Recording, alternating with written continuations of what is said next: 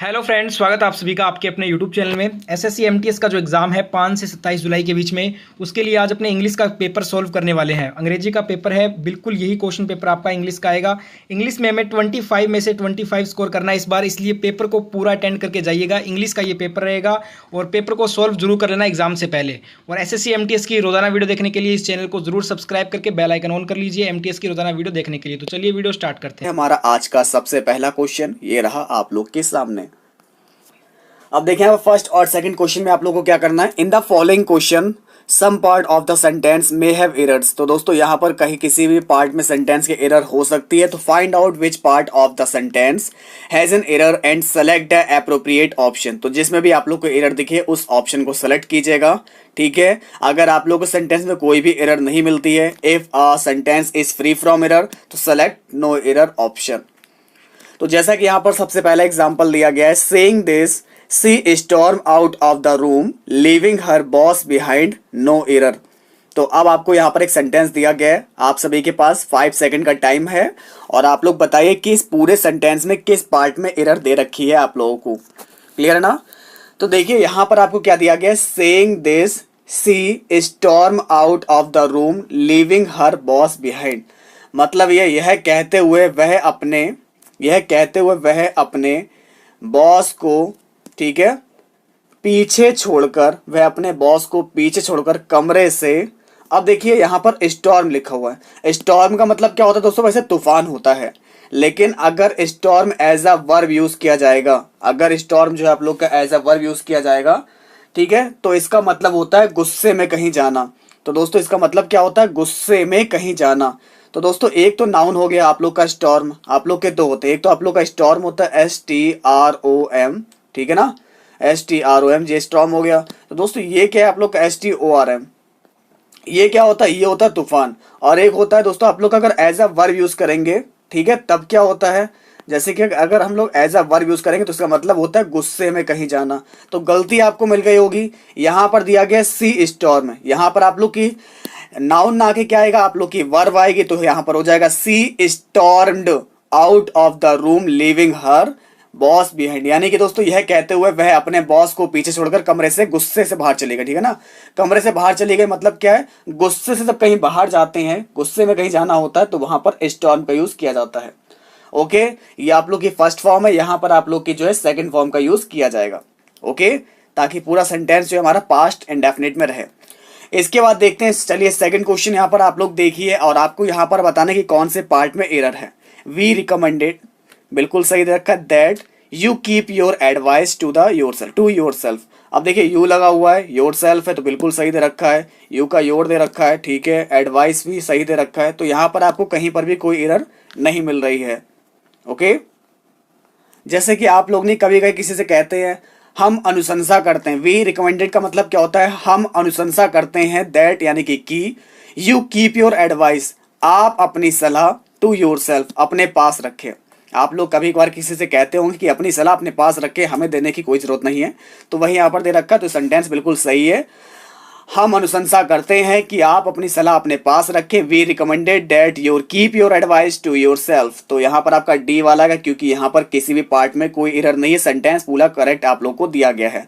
Okay, next question देखते हैं। देखिए अब आप लोग को क्या करना है, अब फिल इन द ब्लैंक्स रखें। तो in the following question the sentence given with a blank to be filled in with an appropriate word. Select the correct alternative out of the four and indicate it by selecting the appropriate option। जैसे कि देखिए third question में आपको क्या दिया गया, the CM flu, ठीक है, जो सीएम है फ्लू उड़ रहे हैं, द फ्लडेड एरियाज, जो बाढ़ से प्रभावित इलाका है, इन अ हेलीकॉप्टर में। अब देखिए हेलीकॉप्टर जो है उड़ रहा है, तो बाढ़ से प्रभावित इलाके में उड़ रहा है, या जो हेलीकॉप्टर होगा उस इलाके के ऊपर से उड़ेगा, या इलाके का ऊपर से उड़ेगा, या फिर दोस्तों अलोंग होगा। देखिए इन माने होता है में, ओवर माने होता है आप लोग का ऊपर, ठीक है, अलोंग माने होता है साथ में, और ऑफ का मतलब होता है का। अब देखिए जो भी हेलीकॉप्टर होगा, जैसे कि मान लीजिए आप लोग का इलाका है, ये बाढ़ से प्रभावित इलाका है, यहाँ पर पानी पानी है, जो हेलीकॉप्टर दोस्तों होगा ये, ठीक है ना, हेलीकॉप्टर जो होगा वो आप लोग का इस इलाके के ऊपर से उड़ेगा। तो कभी भी अगर फ्लू होगा तो उसके साथ क्या लगता है, फ्लू ओवर द फ्लडेड, ठीक है, over the flooded areas in a helicopter. चाहे हेलीकॉप्टर हो चाहे प्लेन हो तो उसके लिए हम लोग ओवर का यूज करते हैं। जो भी चीज हमारे सर से ऊपर से होगी, टच वाली कंडीशन में नहीं होगी, तो वहां पर हम लोग ओवर का यूज करेंगे।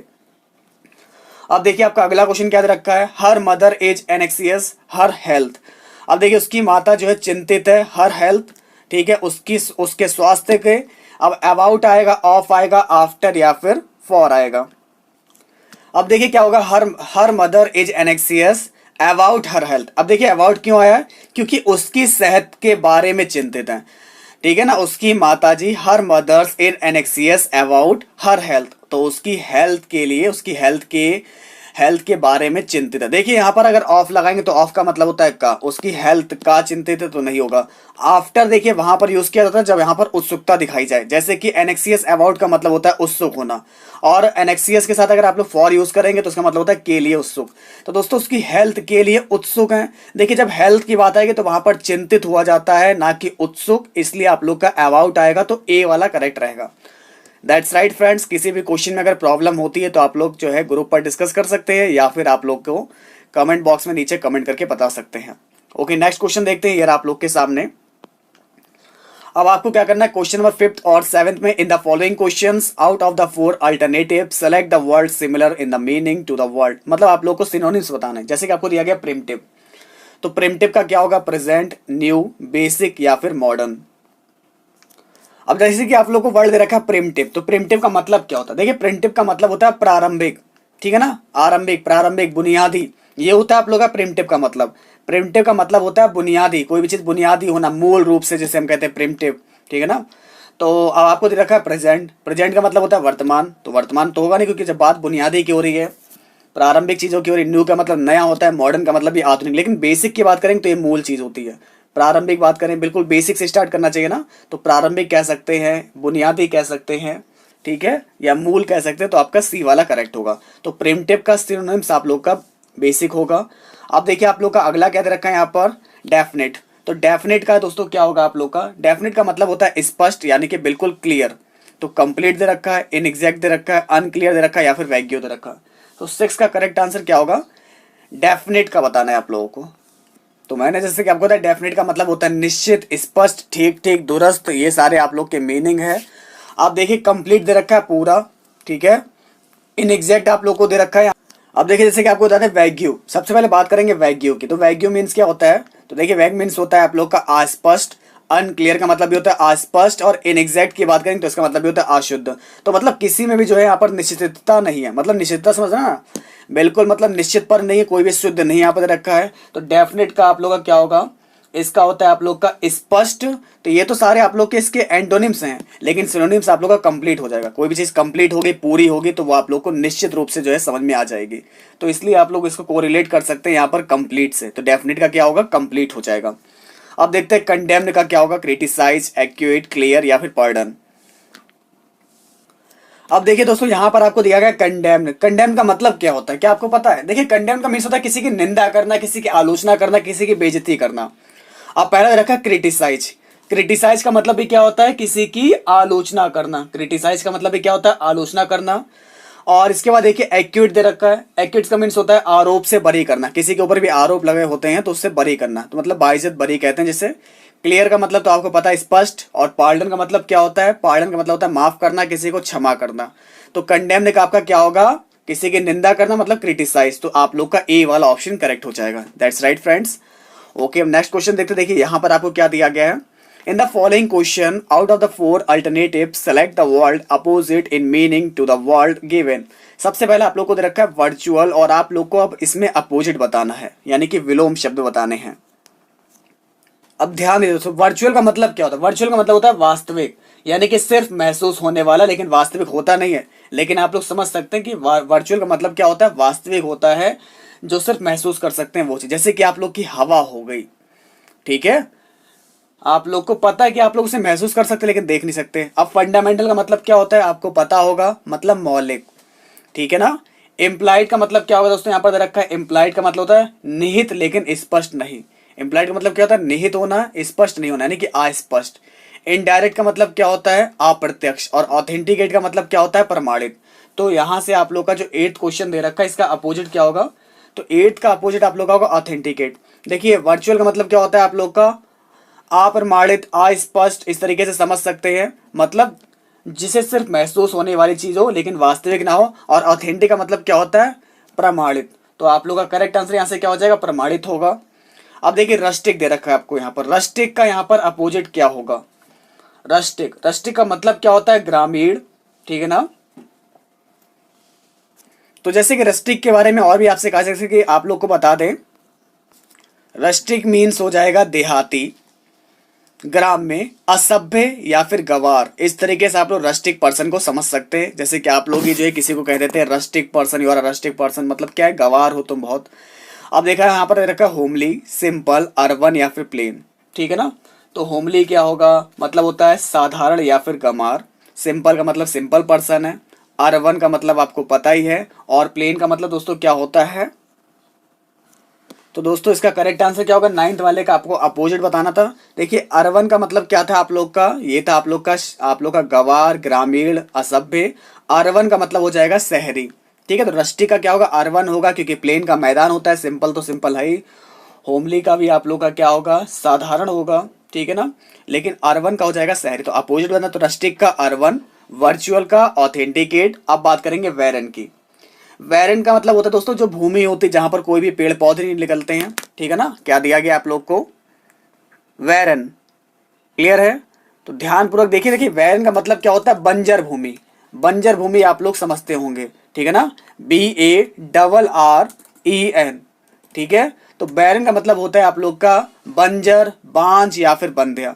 अब यहां पर दे रखा आपको फर्टाइल, डेप्लेटेड, एम्प्टी या फिर वेस्ट। तो 10th का आपको अपोजिट बताना। तो देखिए क्या हो जाएगा, यहां पर आपको क्या क्या दे रखा है, जैसे कि डेप्लेटेड दे रखा है, ठीक है।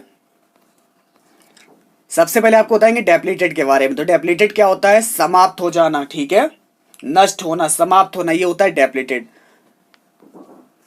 अब देखिए फर्टाइल दे रखा है, बैरन का हमेशा जो अपोजिट होता है फर्टाइल होता है। एसएससी का फेवरेट क्वेश्चन है, बहुत बार आ चुका है। बैरन का मतलब होता है बंजर, और फर्टाइल का मतलब क्या होता है, उपजाऊ, उर्वर या फिर फल देने वाला, प्रजनन क्षम। उसका था बांझ और ये होता है प्रजनन क्षम। तो बैरन का मतलब होता है बंजर और फर्टाइल का मतलब क्या होता है, ये होता है आप लोग का उपजाऊ। ओके, अब देखते हैं गाइस हमारा अगला क्वेश्चन। यहाँ पर आपको इडियम्स फ्रेज बताना है, जैसे कि मैन इन द स्ट्रीट। तो दोस्तों इसका क्या होगा, 11 का मैन इन द स्ट्रीट मतलब क्या होता है, आम आदमी। दोस्तों मतलब इसको ऐसे याद रख सकते हैं, मैन इन द स्ट्रीट मतलब कोई भी गली का व्यक्ति। तो मतलब क्या हो गया, एक आम व्यक्ति हो जाएगा। तो क्या होगा, talent, man of talent, a foolish man, simple man या फिर आ ड्यूटीफुल पर्सन। तो 11 का करेक्ट आंसर आपका सिंपल सा आपका सी वाला आ जाएगा, सिंपल मैन, क्योंकि मैंने आपको बताया मैन इन द स्ट्रीट का मतलब होता है आम आदमी। नाउ एंड अगेन 12 दे रखा है, नाउ एंड अगेन मतलब कभी कभार। तो क्या होगा, ओकेशनली। ऑलवेज का मतलब होता है हमेशा, to be continued, at present time और फ्यूचर। तो नाउ एंड अगेन का मीन्स क्या होता है आप लोग को, जैसे कि मैंने बताया ये होता है आप लोग का कभी कभार, ठीक है। तो इसका हो जाएगा ओकेशनली, यानी कि ए वाला ऑप्शन आपका करेक्ट हो जाएगा। क्लियर हो गया। ओकेशनली का मतलब होता है कभी ना कभी, ऐसे कभी कभी या फिर कदाचित, यदा कदा, ये सारे आप लोग के ओकेशनली के मीनिंग हैं। ओके गाइस, तो करेक्ट आंसर इसका क्या हो जाएगा आप लोग का, ओकेशनली हो जाएगा, और इसका हो जाएगा मैन इन द स्ट्रीट का simple man. Okay next question देखते हैं। अब आप लोग को बताना है improve the bracket parts of the sentence. आपको ब्रैकेट दिए होंगे, उसको आपको सही करना है। जैसे कि देखिए आपको क्या दिया गया है यहाँ पर। अब देखिए दोस्तों यहाँ पर क्या दिया गया, दिस रेसिपीज आर डिलीशियस, यानी कि ये व्यंजन जो है स्वादिष्ट है। These recipes are delicious, overtly popular and show, ठीक है ना, लोकप्रिय है, and so easy to prepare, और इसलिए इसको तैयार करना आसान है। तो यहां पर आपको बताना है कि ओवर्टली की जगह पे क्या आएगा। अब देखिए वाइडली का मतलब क्या होता है, ओवरली का मतलब क्या होता है, मेजरली का मतलब क्या होता है। देखिए सबसे पहले बात करेंगे यहाँ पर वाइडली की। देखिए वाइडली का मतलब होता है चारों तरफ से लोकप्रिय, पॉपुलर होना। वाइडली का मतलब क्या होता है, पॉपुलर होना, ठीक है। वाइडली पॉपुलर का मतलब होता है चारों तरफ से लोकप्रिय होना। इसके बाद आपको दे रखा ओवर्टली क्या होता है, ओवर्टली का मतलब होता है खुल्लम खुल्ला। देखिए खुल्लम खुल्ला तो कोई प्रिय होगा नहीं, तो ये तो आपका गलत है, ओवरली तो नहीं आएगा। ओवरली का है दोस्तों, इसका देखिए क्या होता है, इसका मतलब होता है जरूरत से ज्यादा ही प्रसिद्ध है। लेकिन नहीं दोस्तों, जरूरत से ज्यादा कोई एक छोटी मोटी चीज थोड़ी ना है, मतलब हर तरीके से वो प्रसिद्ध है, मतलब चारों तरफ से वो लोकप्रिय है, इसलिए आपका वाइडली आएगा, ठीक है। कभी भी यहाँ पर अगर डिनर की बात होगी, टेस्ट की बात होगी, तो वहां पर क्या यूज करेंगे, ओवरली ना यूज करके क्या करेंगे, widely popular and so easy to prepare. अब क्या हो जाएगा, ये व्यंजक स्वादिष्ट है, व्यापक रूप से लोकप्रिय है। तो व्यापक रूप से लोकप्रिय है तब आपका वाइडली यूज किया जाएगा और इसलिए इनको तैयार करना आसान है। And so easy to prepare. Okay, अब देखिए क्या होगा, in the aftermath you will have a litmus effect दिया गया है यहाँ पर, आपको चेक करना क्या आएगा, for all the people you know. Means क्या है दोस्तों, उसके दुष्परिणाम में you will have a litmus test. देखिए लिटमस के साथ आपका टेस्ट आएगा, मतलब क्या होता है, लिटमस टेस्ट का मतलब होता है बहुत ही महत्वपूर्ण जांच करना। पेपर नहीं होगा, अफेक्ट मतलब प्रभाव होता है, ठीक है। तो आपकी गलती क्या है, यहाँ पर इफेक्ट नहीं आएगा क्योंकि ये दोस्तों प्रभाव होता है, लिटमस के साथ टेस्ट आएगा। मतलब दोस्तों क्या हो जाएगा, उसके दुष्परिणाम में आप उन सभी लोगों के लिए महत्वपूर्ण जांच करेंगे जिन्हें आप जानते हैं, उन सबकी यहाँ पर जांच होगी जिन्हें आप जानते हैं, इसलिए आपका टेस्ट होगा। अब देखते हैं क्वेश्चन नंबर 15 और 16 में यहाँ पर आपको क्या बताना है। In the following question out of the 4 alternative select the alternative which is the best substitute of the phrase. मतलब आपको वन वर्ड सब्स्टिट्यूशन बताना है, ठीक है ना। तो आइए देखते हैं।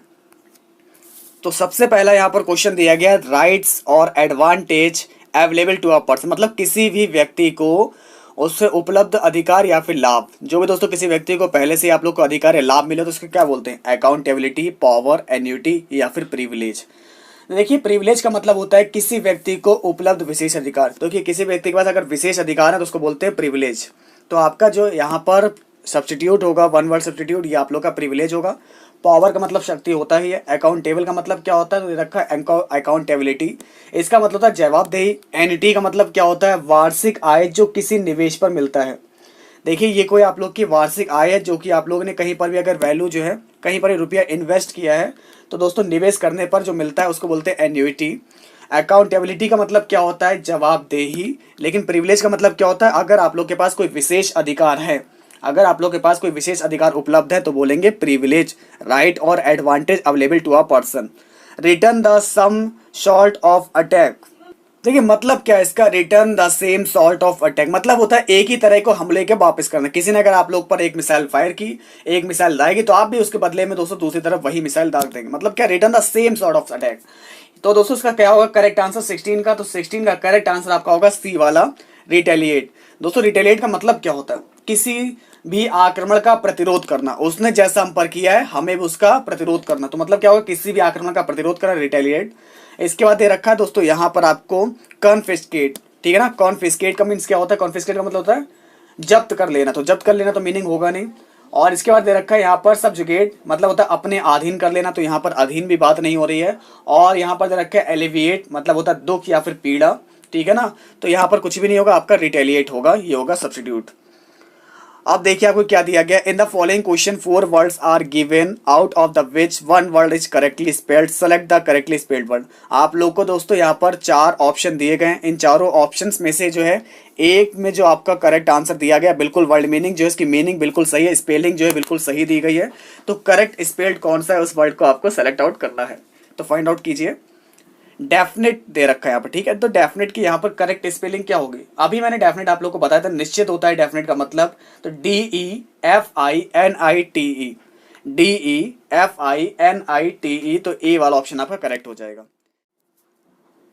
अब देखिए यहाँ पर आपको दिया गया गजट। तो गजट की स्पेलिंग क्या होती है ये आप लोग को बताना है। गजट का मतलब होता है राजपत्र, और जैसे कि राज समाचार पत्र, इस तरीके से आप समझ सकते हैं ना।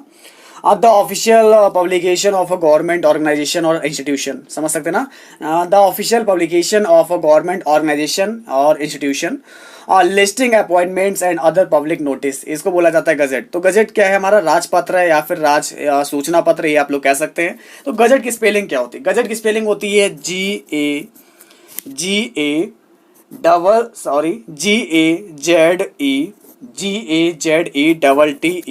तो देखिए GAZETT है ही नहीं, GAZETTE, तो